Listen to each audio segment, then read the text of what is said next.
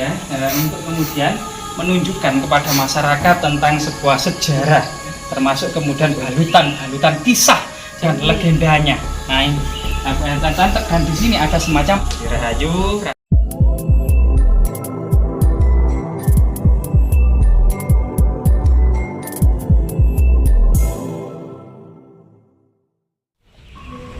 Jadi oke pemirsa, saat ini kita berada di Pasarean Putri Campa ya. Jadi tahun 1815 Wardenar utusan Letnan Gubernur Jenderal Thomas Stamford Raffles itu berkunjung ke Trowulan dan juga menemukan sebuah situs dalam laporannya yang bernama Pasarean Putri Campa.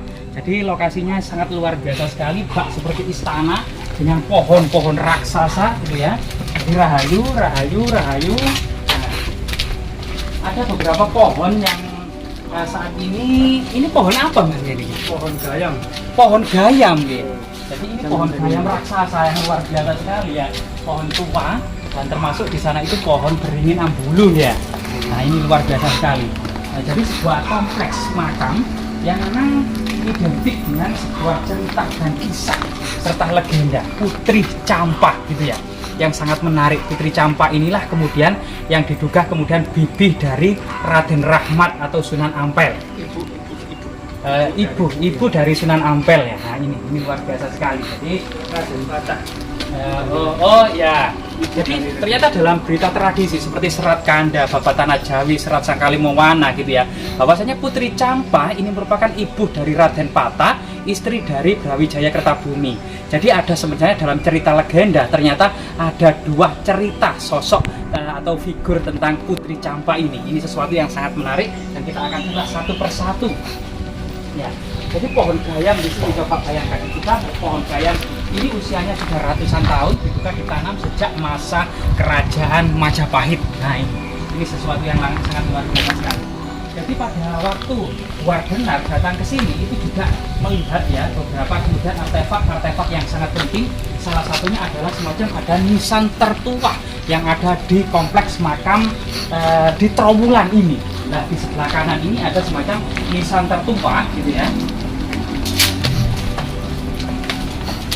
Di sebelah sana tidak banyak yang tahu karena kondisinya memang tertutup kain putih dan termasuk makam-makam yang sederhana.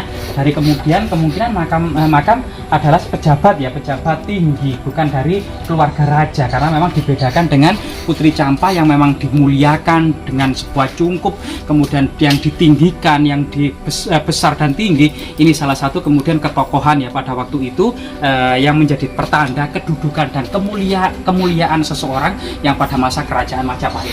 Jadi kita memasuki sebuah makam ya, rahayu. Assalamualaikum ya ahlal kubur, fa inna insyaallah bikum lahiqun. Jadi salam kepada seluruh ahli kubur, dalam waktu dekat maupun lama kita juga akan menyusul. Nah disinilah kemudian kita akan menemukan dua buah nisan.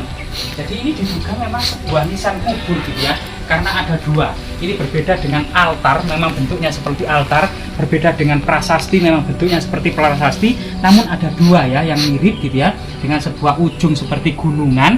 Ya yang disinilah kemudian ini seperti kemudian bunga sedap malam yang selalu mekar abadi seakan-akan tidak pernah kering. Ini ada sebuah prasasti ya atau penanda yang bisa terbaca dengan jelas ya teman-teman, ternyata gitu ya. Nuwun sewu Mbah, permisi Mbah, rahayu. Mangke kita tutup kembali.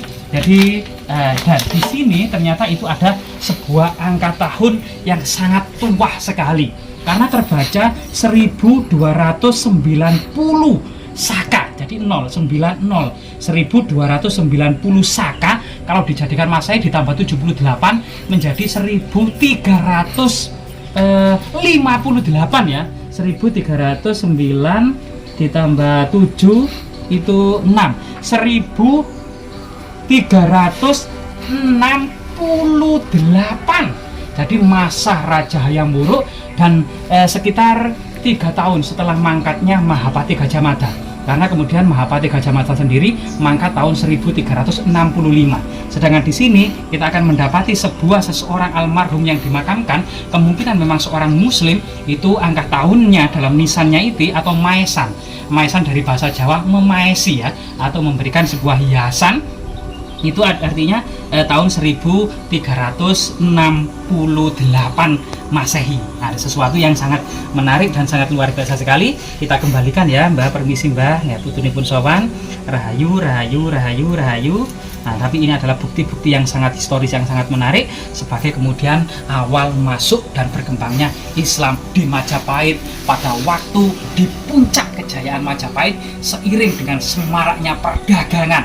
Bagaimana kemudian Trowulan ini banyak sekali didatangi ya para pedagang, banyak sekali dari Afrika, dari Eropa, dari Arab, dari Persia, dari India, dari Melayu dan dari Tiongkok. Makmuan mencatat sebagian besar dari mereka merupakan pedagang Muslim yang dari mereka lah kemudian diduga para petinggi kerajaan Majapahit, misalnya Pate, Tumenggung, Demung, Kanuruhan, Rangga, ini kemudian mulai bersinggungan dan mengenal dengan Islam dari para pedagang Muslim ini. Coba kemudian kita ke kompleks makam utama ya, yang kemudian masyarakat umumnya dalam berita tradisi sebagai makam Putri Campak. Nah, dari dalam sejarah versi Bapak Tanah Jawi atau Serat Kanda, ternyata Putri Campak ini ternyata ada dua orang ya, Putri Campak yang merupakan ibu Raden Rahmat atau mungkin ibu dari Raden Patah. Nah ini, itu penguasa Demak ya. Nah ini, namun kemudian selain kemudian berita tradisi, secara artefaktual ternyata di nisan dari Putri Campak yang kemudian LC Charles Louis Damai, seorang epigraf Perancis yang datang ke sini tahun 1930-an, itu mengatakan tidak ada yang kemudian menafikan tentang kesejatian makam ini, yaitu makam Irah Kerajaan Majapahit. Coba ini ya. Jadi sampai saat ini gitu ya, makam yang sangat luar biasa sekali ini merupakan makam dari keluarga Raja-Raja Majapahit. Di sini ada sebuah pohon yang sangat langka, namanya pohon Nagasari atau Nagasar ya, yang ini apa namanya, bunganya berwarna putih gitu ya, yang kemudian berjatuhan dan harum semerbak gitu ya, bahkan sebagian untuk pengobatan gitu.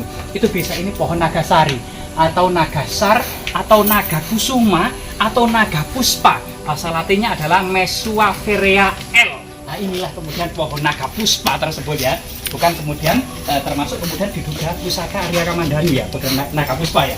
Nah ini, jadi kita memasuki sebuah tunjukkan kemudian, jadi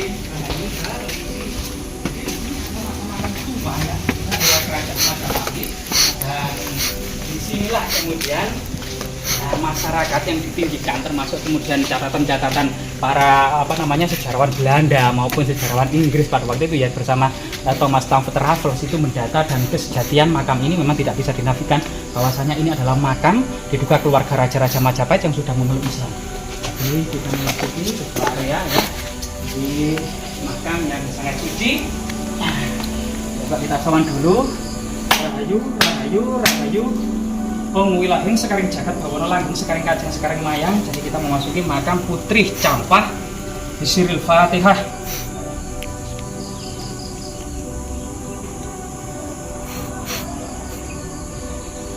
Ya. Jadi disinilah kemudian salah satu prasasti, izin Mas ya. Jadi kita izin gitu ya, untuk kemudian menunjukkan kepada masyarakat tentang sebuah sejarah, termasuk kemudian balutan kisah dan legendanya. Nah ini, dan di sini ada semacam prasasti yang menandakan atau tetenger, ya, tetenger atau prasasti. Mas bisa dibantu untuk membuka kain putih ini ya. Nah, saya dibantu napa? Nggih. Saya nggih. Rahayu, rahayu, rahayu, rahayu. Sebagaimana kemudian nisan-nisan yang ada di Troloyo, bentuknya adalah makara dengan kalamerga yang tersamar gitu ya, gunungan termasuk lambang Meru, dan di sini ada angka tahun juga yang terbaca 1370 Saka ya, 1370 Saka atau tahun 1448. Nah, 1448 ternyata nisan ini adalah masa Prabu Istri Suhita. Jadi Prabu Istri Suhita sendiri itu diduga memang memerintah Majapahit antara tahun 1429 gitu ya, menggantikan Wikramawardhana dan Kusumawardhani sampai kemudian 1448. Diduga ini juga ternyata di sini juga mirip dengan ya masa-masa kemudian mangkatnya Prabu Istri Suhita tahun 1370 Saka atau tahun 1448 Masehi. Jadi sesuatu yang sangat unik dan sangat menarik dalam sejarah peradaban Majapahit ya, penuh juga misteri dan likah-likunya, sehingga kemudian nisan ini diduga memang nisan ratu atau nisan Putri Campa dalam berita tradisi ya. Nah ini, jadi Putri Campa dalam berita tradisi kalau dihubungkan dengan artefak nisan ini yang angka tahunnya adalah 1448, ini masih kemudian bisa dihubungkan dengan bibi dari Raden Rahmat atau Sunan Ampel. Karena Sunan Ampel sendiri itu mulai kemudian datang ke Jawa dari Campa itu tahun 1421 ya. Konon dalam berita tradisi itu menggantikan ketika Maulana Malik Ibrahim atau Sunan Gresik itu mangkat. Maka datanglah kemudian Sunan Raden Rahmat atau Sunan Ampel ini ke bibinya, yaitu Darawati. Ini kemudian di Majapahit. Ini masih sesuai dengan tahun ini 1448. Karena kemudian Raden Rahmat sendiri atau Sunan Ampel mangkat itu tahun 1478 Masehi. Sedangkan berita tradisi yang lainnya, eksistensi Putri Campa yang berhubungan dengan ibu dari Raden Pata itu adalah tahun 1478, jadi masa-masa akhir Majapahit yang diduga merupakan permaisuri dari Prabu Brawijaya Kertabumi ya. Dalam berita Jawa Timur dikatakan bahwasanya suami dari Putri Campa ini yang merupakan ayah dari Raden Pata ini memang cuma menulis Prabu Brawijaya V saja.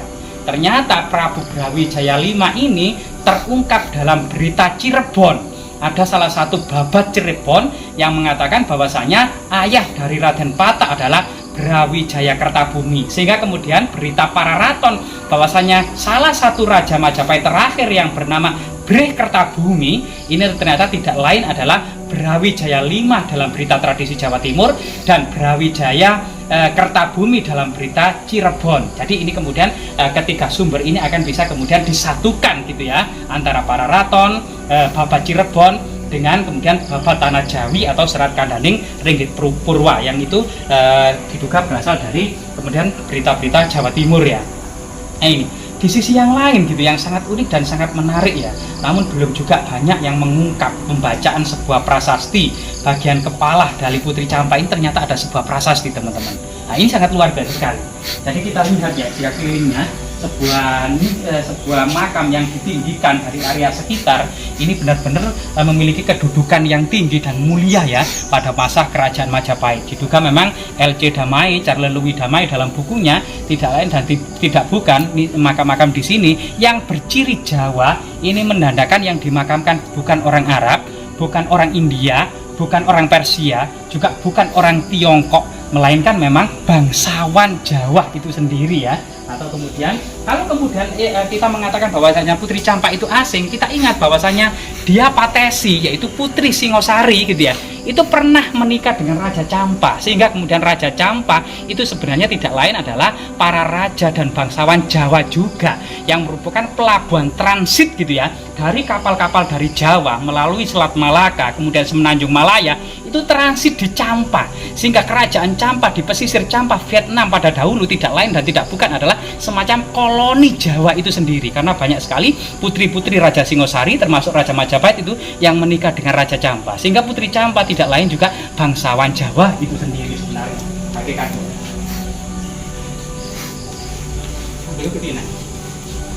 Nah di terbungkus kain putih sini ya yang sangat menarik adalah adalah sebuah prasasti. Jadi Mbak, permisi Mbak, putunipun sowan, mangga kita kembalikan lagi gitu ya teman-teman. Ternyata kenapa? Ini gue kecokot. Enggak, buatan ada cuman batu biasa. Maksudnya buatan ada tulisan. Yang ada tulisannya ada satu. Ini batu nisan. Loh. Jadi di sini ternyata memang sangat gaib dan sangat misteri teman-teman ya. Terkadang ada tulisannya, terkadang buat nenten. Ya, yang 3 ini Saya coba yang di sini ada tulisannya enggak? Nggak ada. bulan yang bersih. Ini kalau aku yang gede tok nih. Sana sini. Kemungkinan sudah dipindahkan ya pada masa, jadi pada laporan-laporan Belanda pada masa waktu itu. Nah, di sini teman-teman kelihatan. Oh, iya. Niki Pak. Jadi jadi ini ada semacam prasasti yang kerowak gitu ya. Namun huruf Jawa kunonya dan aksara dan bahasa Jawa kunonya masih bisa dikenali. Namun memang disayangkan batu ini ternyata kerowak gitu ya. Nah, jadi ini ada prasasti, bisa terlihat bagian bawah atau yang bagian terpendam ini masih terlihat tulisan-tulisan Jawa kunonya ya. Nah, jadi kita sudah menemukan bagaimana kemudian artefak-artefak penting, kisah legenda, kita sejarah dari makam yang menurut berita tradisi merupakan pasarean Putri Campak. Semoga bermanfaat.